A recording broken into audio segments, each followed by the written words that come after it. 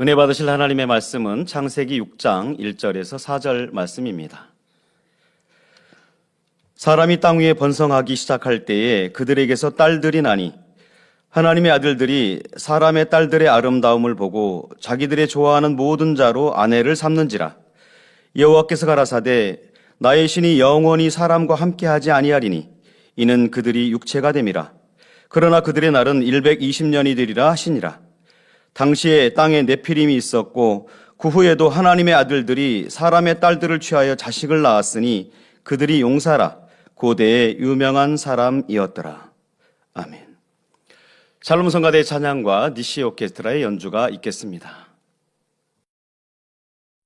사랑하는 성도 여러분, 전 세계 및 전국의 지교회 성도 여러분, 지성전 성도 여러분, 전 세계 인터넷을 통해 예배드리는 모든 성도 여러분, GCN 방송 시청자 여러분, 본문에 나온 하나님의 아들들은 에덴 동산에 살고 있는 아담의 남자 후손들이라 했죠. 그들 중 일부가 아담을 따라 이 땅으로 와서 정착했습니다. 그들은 이 땅에 정착한 후 사람의 딸들을 취하여 아내를 삼았지요. 에덴 동산에서와 같이 하나님께서 정해주신 질서를 쫓아 결혼하고 자녀들을 낳았습니다. 이 자녀들이 바로 네피림이라 했습니다. 그런데 이와 달리 에덴 동산에서 온 하나님의 아들들 중에서 사람의 딸들의 아름다움을 보고 자기들의 좋아하는 모든 자로 아내를 삼은 이들이 있었지요. 하나님의 아들들, 또 여기는 사람의 딸들, 이들에게서 태어난 자녀들이 바로 고대 유명한 용사들이었습니다. 에덴 동산에서 사는 생명의 존재들은 온전한 영이 아닙니다. 인간 경작을 받은 것도 아니고 그래서 그냥 생명이지 온전한 영이 아니란 말이에요. 자신의 자유의지 가운데 육을 취하면 육에 물들 수 있는 존재들이지요. 에덴 동산에서 내려온 이들 중의 일부는 점차 육에 물들어갔고 마침내는 정욕을 쫓아 이 땅의 여인들을 취해 나갔습니다. 그러면서 에덴 동산을 오감으로 인해 영계의 질서, 에덴 동산을 오고 감으로 인해 영계의 질서도 어지럽혀지는 결과를 낳았지요. 성도 여러분, 이를 통해 우리는 어떤 교훈을 얻을 수 있을까요? 바로 죄의 속성을 깨달을 수 있습니다. 갈라디아서 5장 9절에 보면 적은 누룩이 온 덩이에 퍼지느니라 했죠. 성경에서는 잘못된 교훈이나 죄성을 누룩에 비유합니다. 예를 들어 마태복음 16장 11절에 우리 예수님께서도 오직 바리새인과 사두개인들의 누룩을 주의하라 말씀하셨습니다. 누룩은 적은 양으로 빵을 크게 부풀릴 수 있습니다. 죄의 속성이 바로 이와 같지요. 생명의 존재였던 에덴 동산의 사람들도 자유의지 가운데 육을 취하자 육에 물들었고 영육 간의 질서를 어지럽히는 죄를 범했습니다. 그들의 그런 행동은 이 땅의 유구 사람들이 더욱 빨리 죄에 빠지도록 부채질을 했지요. 적은 누룩이 온 덩이에 퍼지는 것과 같은 현상이 일어났습니다. 생명이었던 그들도 이처럼 될 수 있다면 육을 입은 이 땅의 사람들은 얼마나 더 빨리 육에 물들 수 있겠습니까? 또한 베드로전서 5장 8절에 보면 너희 대적 마귀가 우는 사자같이 두루 다니며 삼킬 자를 찾나니 했습니다. 그러므로 우리 성도님들은 이 땅에 사는 동안 항상 근신하며 영으로 깨어 있어야 합니다. 더더욱 이 세대는 죄악으로 만연됐습니다. 그래서 여러분이 조금만 방심하면 죄의 미혹에 빠질 수 있습니다. 만일 사심, 욕심을 채우고자 하면 사기의 덫에 걸릴 수 있지요. 여러분 사기 치는 사람들에 걸린 사람들 대부분 자기의 사심, 욕심을 버리지 않았기 때문에 걸리는 거죠. 그런 거 없다고 하면 사기에 걸릴 이유가 하나도 없는 거예요. 그 하나님 법에 또 이배되게 할 리도 없는 거고요. 쉽게 정도를 벗어나서 불법을 행하면서도 담대해질 수 있습니다. 그 결과는 분명히 불행입니다. 또 여러분이 외롭다, 힘들다 느낄 때엔 그런 감정을 농락하는 사단의 계교에 쉽게 걸려들 수도 있습니다. 우리 믿는 분들이요, 외롭다는 표현은 왜 있을 수 없는 건지 여러분 생각해 보세요. 외로울 시간이 어디 있어요? 시간 있으면 기도해야 하고, 시간 있으면 전도하고, 시간 있으면 영혼 신방하고 구원하는데, 시간 있으면 말씀 보고, 시간 있으면 말씀 들은 거 무장하고, 시간 있으면 지시엔 보고, 그 내 할 일도 하고, 세상이든 직장이든 할 일도 하고, 또 믿음 분량 키우기 위해서 얼만큼 열심히 충성해야 되고, 외로울 시간이 어디 있고 외로울 틈이 어디 있습니까? 근데 외롭다는 것은 하나님은 멀리하고 하나님 사랑하지도 않고 세상 것 사랑하고 세상 것 취하지 못하고 세상 것 취하려고 하고 하나님과는 거리가 먼 신앙생활이 아닌 헛된 것을 찾고 하니까 외로운 거죠. 헛된 것을 찾아가기 때문에. 성경이 그토록 경계하는 육체의 일을 다시 범하는 경우가 생길 수도 있지요. 이에 대해 베드로후서 2장 22절에 참 속담에 이르기를 개가 그 토하였던 것에 돌아가고 돼지가 씻었다가 더러운 구덩이에 도로 누웠다 하는 말이 저에게 응하였도다 했습니다. 개가 그 토하였던 것에 돌아가고 자기가 토해 넣고 또 먹습니다.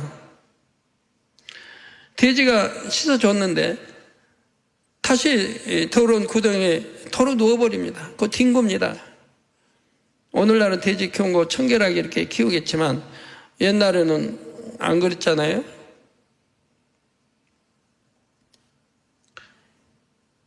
그래서 구덩이에 도로 누웠다는 말이 저희에게 응하였도다. 누구에게 응했다고요?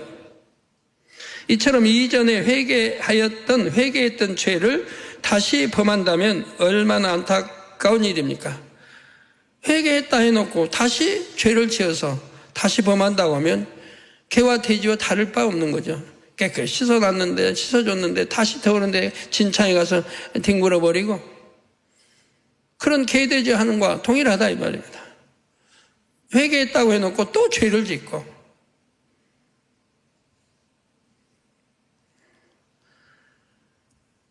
또 사람 사이에 70번에 7번도 용서가 되는 거지. 하나님과 사이에 회개해놓고 이제 다시는 죄 안 짓게요.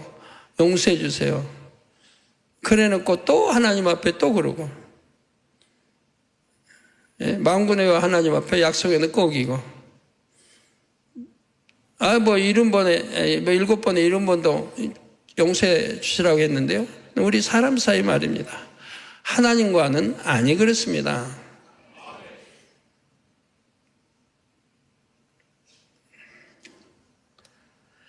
또다시 은혜를 받으려면 얼마나 몸부림치며 가슴을 찢는 회개를 해야 하겠고요. 다른 이들은 영의 흐름을 잘 타고 믿음의 반석을 지나고 또 영으로 들어가는데 이처럼 퇴보하고 있어서는 안 되지요. 그러므로 성도님들은 자신을 진리로 지켜나가시기를 바랍니다. 믿음이 아직 어린 분들이라면 죄를 짓기 쉬운 환경에서 자신을 멀리 떨어뜨려 놓는 게 상책입니다. 진리가 아니면 보지 말고 듣지도 말며 진리가 아니면 전하지도 않아야 합니다. 반대로 진리인 하나님의 말씀을 읽고 듣기를 즐겨 해야 하지요. 믿음의 반석에 섰다 해도 유구 속성을 다 벗은 것이 아니므로 경계를 늦춰서는 안 됩니다. 영으로 들어가기까지 늘 말씀과 기도로 거룩함을 이루기 위해 힘써야 하지요. 고린도전서 10장 12절에 그런즉 선줄로 생각하는 자는 넘어질까 조심하라 했습니다. 또한 빌립보서 3장 12절 14절에는 내가 이미 얻었다 함도 아니요 온전히 이루었다 함도 아니라 오직 내가 그리스도 예수께 잡힌 바 된 그것을 잡으려고 쫓아가노라. 형제들아, 나는 아직 내가 잡은 줄로 여기지 아니하고 오직 한 일, 즉 뒤에 있는 것은 잊어버리고 앞에 있는 것을 잡으려고 표대를 향하여 그리스도 예수 안에서 하나님이 위에서 부르신 부름의 상을 위하여 쫓아가노라 했지요. 성도님들도 이러한 사도 바울처럼 낮고 낮은 자의 겸비한 마음으로 멈추지 말고 영으로 정진하시기를 바랍니다. 지금까지 수고했으니 이제 좀 쉬자 해서는 안 될 것입니다. 지금부터 다시 시작이다라는 마음으로 늘 새롭게 도전하시기를 바랍니다. 그래서 마지막 순간 심판대에 서는 그때 아버지 하나님께서 칭찬과 상급을 받게 되시기를 주님의 이름으로 축원합니다. 사랑하는 성도 여러분, 지금부터는 두 부류의 하나님의 아들들의 후손들에 대해 좀 더 설명해 드리겠습니다. 먼저 첫째 부류 후손인 네피림은 그 외모가 매우 출중했습니다. 하나님의 아들들의 길을 타고 태어났기에 이 땅의 보통 사람들과는 달랐습니다. 하나님의 아들이라니까 예를 들어 예수 그리스도, 우리 주님 이런 차원과 비교하는 그런 아들들이 아닙니다.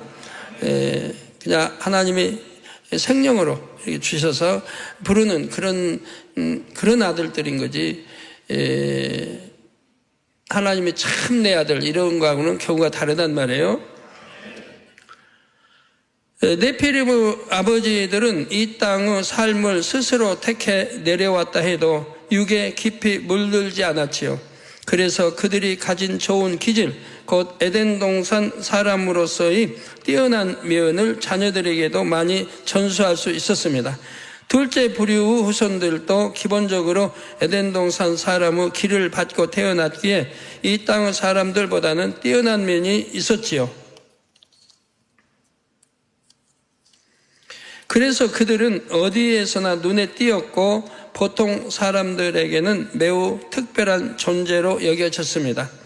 또한 신체 조건이나 지혜 등 탁월한 면도 있어서 그들 중에서 용사로 유명해진 이들도 나왔지요. 그런데 이들의 후손들이 대대로 탁월한 기질을 갖고 태어날 수는 없었습니다. 그들의 2세들도 급속히 육에 물들어 육체의 사람이 되었기 때문입니다.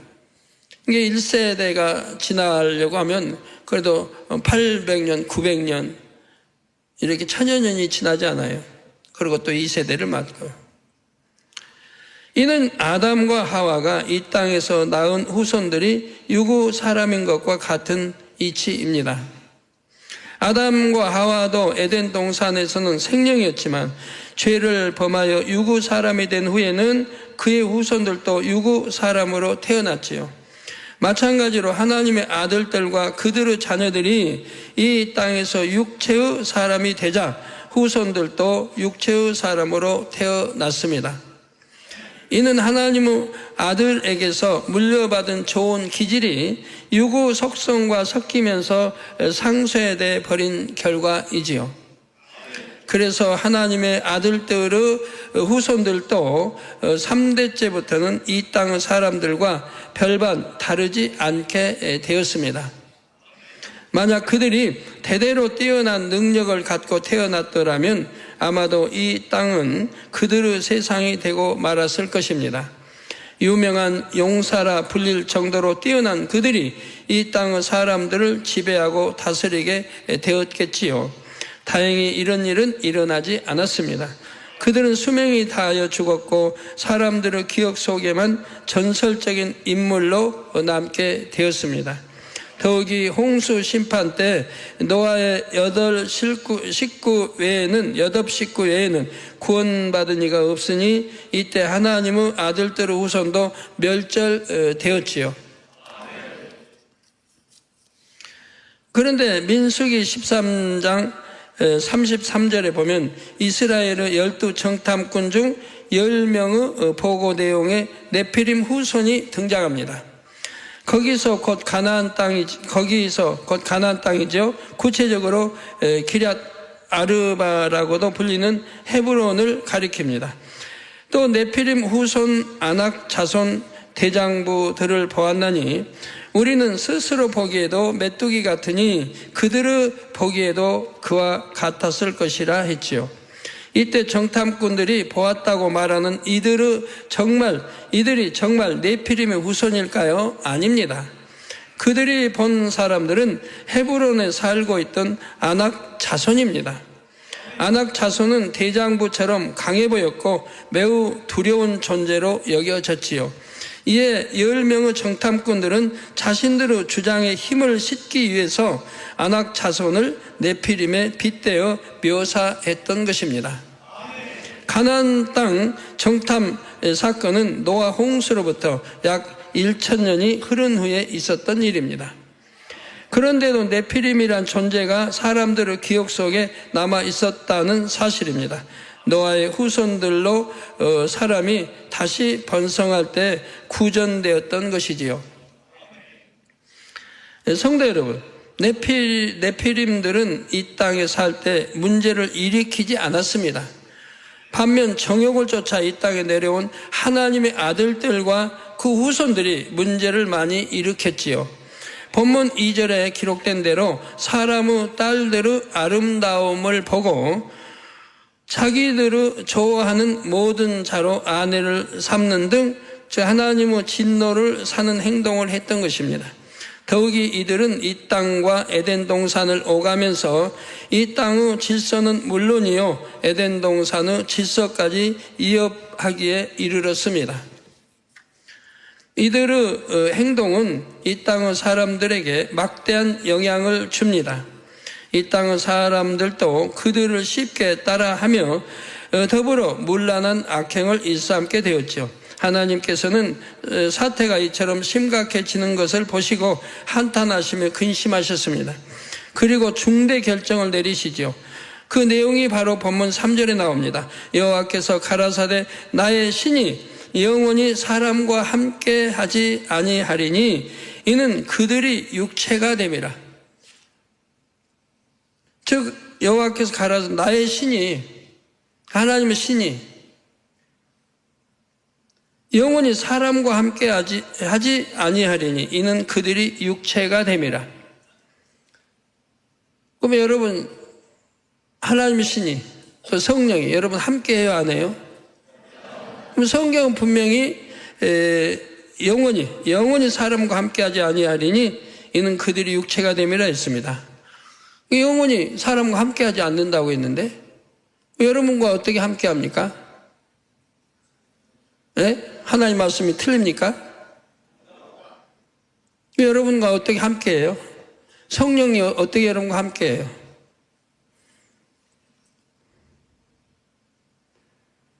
자, 여기 단서가 붙어 있어요.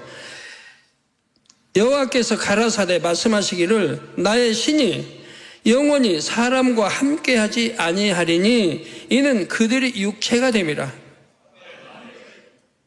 육체가 되었기 때문에 영원히 함께하지 않는다는 겁니다. 그럼 여러분은 육체가 됐습니까?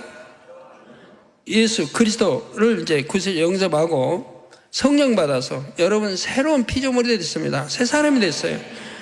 새로운 피조물, 새 사람.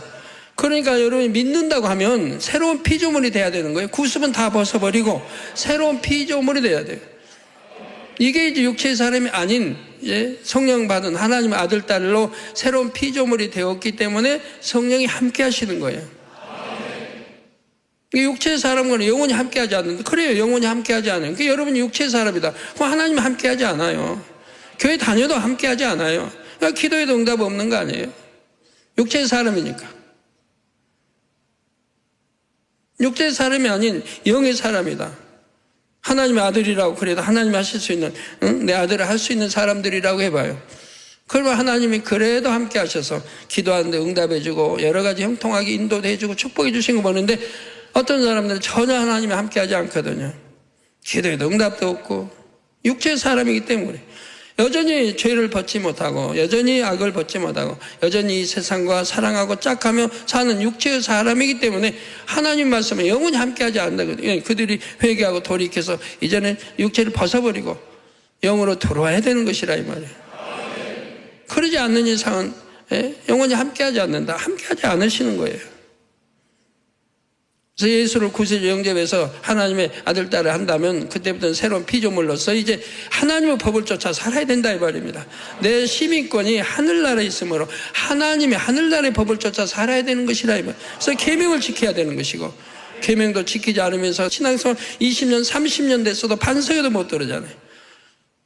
왜 계명 지키지 대충 지켰고 대충 지켰지 제대로 계명 지키지도 않았고 말씀대로 살지 않았기 때문에 세상과 짝하고 사랑하고 살았기 때문에 여전히 육체에 행하기 때문에 하나님의 영혼이 함께하지 않는 거라 이 말이에요. 그들이 육체가 됐기 때문에 영혼이 함께하지 않는다고 한다 이 말입니다. 그러나 그들의 날은 120년이 되리라 말씀하신 것입니다. 하나님께서는 긍휼과 자비가 많으시기에 예고 없이 곧바로 심판하지 않으시고 1차적으로 경고를 해주셨습니다. 경고의 내용은 두 가지였지요. 먼저 나의 신이 영원히 사람과 함께하지 아니하리니 이는 그들이 육체가 됨이라 말씀하셨습니다. 여기서 육체가 되었다는 말씀은 원수마귀 사단이 주관하는 어둠, 즉 죄와 악과 불법, 불의 가운데 사는 사람이 되었다는 뜻입니다. 육체가 되었다.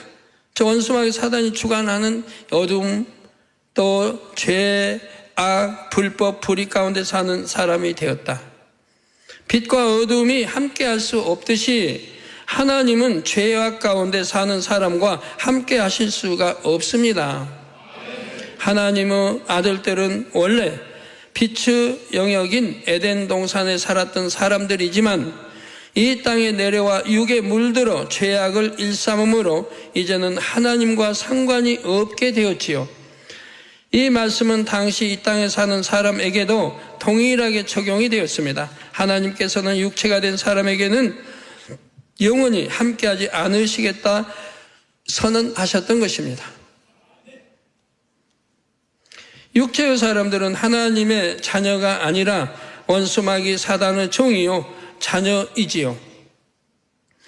그 결국은 사망이요 지옥이기에 하나님께서는 영원히 함께 할 수 없게 됩니다. 이 말씀은 오늘날도 똑같이 적용됩니다. 고린도후서 6장 14절 후반절에 보면 의와 불법이 어찌 함께하며 빛과 어둠이 어찌 사귀며 말씀합니다. 의와 불법이 어찌 함께하냐? 함께할 수 없다 이 말이에요. 또 빛과 어둠이 어찌 사귀며 요한일서 1장 5절에서도 하나님은 빛이시라 그에게는 어둠이 조금도 없으시니라. 하나님은 빛이시고 어둠이 조금도 없는데 하나님의 아들들이란 사람이 어둠에 산다고 하면 되겠습니까?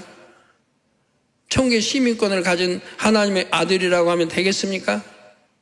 그러니까 하나님은 어둠이 조금도 없으시기 때문에 하나님의 자녀들도 어둠이 조금도 없으시길 원하신단 말이에요. 그래서 연단하시고 그래서 믿음의 단계에서 알려주시고 믿음 1단계에서 2단계로 2단계에서 3단계로 3단계에서 또 4단계로 4단계에서 5단계로 이끌어 가시는 거지요. 그래서 천국은 보면 침노하는 자가 빼앗는다고 그러죠. 침노하는 자가 천국은 빼앗는다. 이렇게 침노에 들어가니까 정복당하지 않아요? 2000층에서 3000층으로 3000층에서 또 세우삼으로.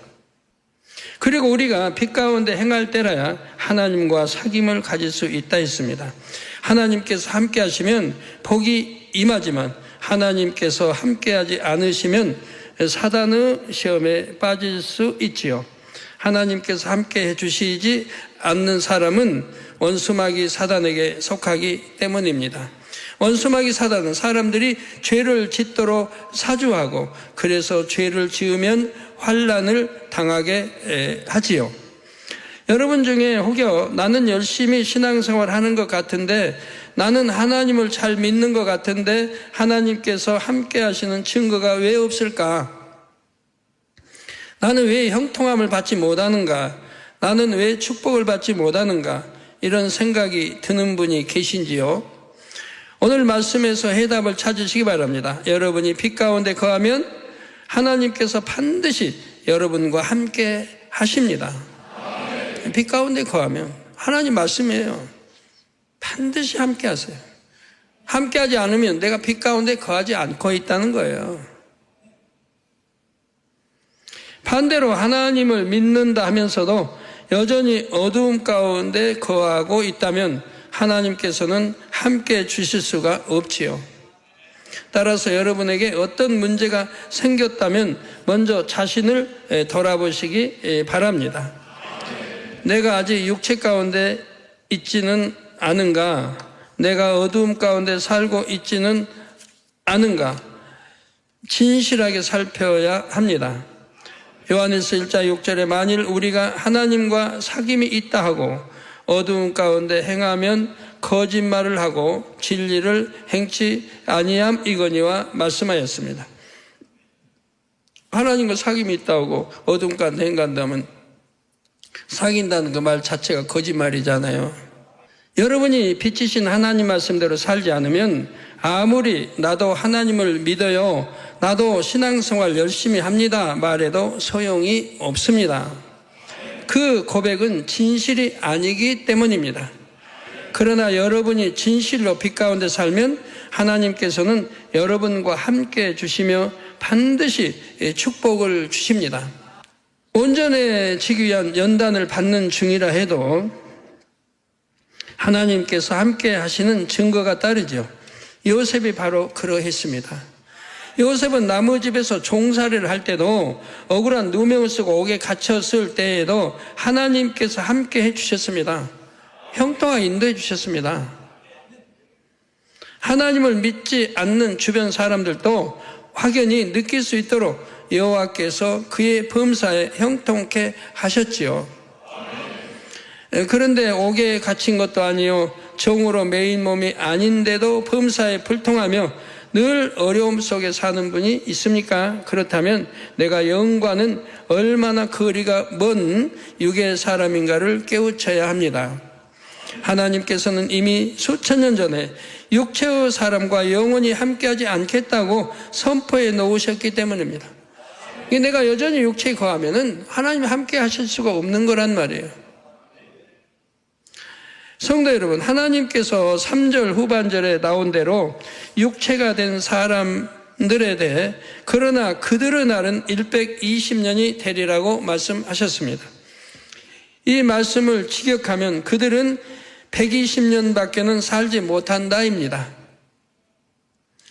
여기서 그들은 누구이며 120년밖에 살지 못한다는 말씀은 무슨 뜻일까요? 여기에는 몇 가지 의미가 담겨 있습니다. 그 당시 사람의 딸들을 보고 정욕에 이끌려 그들을 아내로 삼았던 하나님의 아들들은 에덴 동산과 이 땅을 왔다 갔다 했다고 했지요. 그런데 하나님께서 그들의 날은 120년이 되리라고 선포하신 이후에는 에덴 동산에 갈 수가 없게 되었습니다. 하나님께서는 그들이 더 이상 이 땅과 영계의 질서를 어그러뜨리지 못하도록 제재를 가하신 것입니다. 그 결과 그들은 육의 사람으로 전락했습니다. 에덴 동산에 살았더라면 수명이 영원했을 텐데 육의 사람이 된 후에는 한정이 되었지요. 이러한 수명의 변화는 원래 이 땅에 살았던 육의 사람들에게도 일어났습니다. 900세 이상의 수명이 단번에 120세로 단축된 것은 아니지만 노아 홍수 이후로 꾸준히 단축됐습니다. 창세기 11장 10절에서 25절에 나오는 노아의 아들 셈의 후손들의 수명이 이를 증명합니다. 셈은 600세, 그 다음 아르박삿은 438세, 그 다음 셀라는 433세, 그 다음 에벨은 464세, 그 다음 벨렉은 239세, 그 다음 르우는 239세, 그 다음 수룩은 230세, 그 다음 나홀은 148세, 이렇게 꾸준히 줄어갑니다. 대홍수 심판 이전에는 평균 수명이 900세가 넘었는데 이후에는 수명이 계속 단축되어 갑니다. 왜? 또 질병도 많이 창궐하게 되고요. 대홍수로 지구를 덮어서 이게 뒤엎어 놨으니 얼마나 지저분하겠습니까? 물도 오염되고 많은 것들이. 또 여러분이 홍수나 이런 거 하면은 나라에서도 걱정하는 게 그 질병 창궐할까봐 걱정하잖아요. 가지고 곳곳에 소독하고 곳곳에 하잖아요. 순식간에 그런 것들이 창궐해서 번지니까. 그러면 대홍수라고 하면 얼마나 지구가 지저분해졌겠어요. 산에 있는 수많은 나무 뭐들이 다 떠다니고 뭐 해서 여하튼 썩고 또 질병도 창궐하고 하면서 수명은 점점 더 줄어들 수밖에 없는 거죠. 성도 여러분, 그런데 그들의 날은 120년이 되리라는 말씀에는 그들의 수명이 단축됐다는 의미 외에 또 다른 중요한 의미가 담겨 있지요. 그들의 날이 110년이 될 수도 있고 130년이 될 수도 있는데 하나님께서는 120년이 되리라고 하셨습니다. 이처럼 왜 굳이 120년이 되리라고 하셨을까요? 120에는 빛의 수인 12가 들어있지요. 따라서 하나님께서 그들의 나를 120년으로 정하신 데에는 빛과 어둠을 가르신다는 영적인 의미가 담겨 있습니다. 이는 구체적으로 어둠에 속한 육체의 사람들이 빛의 영역에 다시 들어가지 못하게 선을 그으시겠다는 뜻입니다. 바로 본문 2절에 하나님의 아들들은 이제 다시 에덴 동산으로 돌아갈 수 없게 된 것입니다. 이와 함께 이 땅에 살고 있던 사람들에게는 하나님께서 말씀하신 120년이 심판을 받기 위한 유예 기간을 의미합니다. 당시 이 땅에서는 사람의 죄악이 관영했지요. 에덴 동산에서 내려와 정욕을 쫓아 무질서하게 행한 이들로 인해 이 땅의 사람들도 더욱 방자해졌다 했습니다. 하나님께서는 이 땅 사람들의 악이 계속 더해질 것을 아셨습니다. 그리고 결국 심판받을 수밖에 없는 지경에 이를 것도 아셨지요. 이처럼 심판이 임할 때까지의 유예 기간을 120년이라는 연수로 표현하신 것입니다. 그렇다여 그때로부터 정확하게 120년 후에 심판이 임한다는 뜻은 아닙니다. 120년은 심판이 이를 만큼 악이 차기까지의 유예 기간이라는 상징적인 연수이지요. 하나님께서 이처럼 유예 기간을 예시하신 다른 예들을 성경에서 더 찾아볼 수 있습니다. 먼저 창세기 15장 16절에 하나님께서는 아브라함에게 말씀하시기를 내 자손은 4대 만에 이 땅으로 돌아오리니 이는 아모리 족속의 죄악이 아직 관영치 아니함이니라 했습니다. 앞으로 아브라함의 후손인 이스라엘 민족이 애굽에서 생활하다가 가나안 땅으로 돌아오게 될 텐데 그때가 4대 후라는 말씀입니다. 그 이유는 당시 가나안 땅에 살고 있는 아모리 족속의 죄악이 아직은 관영치 않았기 때문이라 하셨지요. 그런데 4대 후가 되면 그들의 죄악이 멸망의 심판을 받을 정도로 쌓인다는 것입니다. 하나님께서는 이처럼 앞으로 될 일을 정확히 아시기에 그에 맞게 섭리를 이루십니다. 심판도 축복도 공의 가운데 이루시지요. 본문에 하나님께서 말씀하신 120년도 이와 같은 경우입니다. 장차 하나님의 심판이 분명히 이루어지지만 그렇게 되기까지는 유예 기간이 있었습니다. 하나님은 악이 차기를 기다리신 것이 아니지요. 멸하기를 좋아하시는 분이 아닙니다. 어찌하든 죄악에서 돌이켜서 구원을 얻기를 바라시기에 미리 알려주시고 기회를 주시지요. 그런데 당시 사람들은 하나님의 일차적인 경고를 무시한 채 계속해서 죄악 가운데 살아갔습니다. 그래서 결국 홍수 심판을 맞게 되죠. 에스겔 18장 21절 23절에 그러나 악인이 만일 그 행한 모든 죄에서 돌이켜 떠나 내 모든 율례를 지키고 하나님의 모든 율례를 지키고 법과 의를 행하면 정령 살고 죽지 아니할 것이라. 그 범죄한 것이 하나도 기억함이 되지 아니하리니 그 행한 의로 인하여 살리라. 나 주 여호와가 말하노라. 내가 어찌 악인의 죽는 것을 조금인들 기뻐하랴. 그가 돌이켜 그 길에서 떠나서 사는 것을 어찌 기뻐하지 아니하겠느냐 말씀하셨습니다. 이 말씀처럼 당시 사람들이 하나님의 경고를 듣고 철저히 회개했다면 구원의 기회를 잡을 수도 있었을 것입니다. 요나서에 나오는 니느웨 백성들이 그 좋은 예이지요.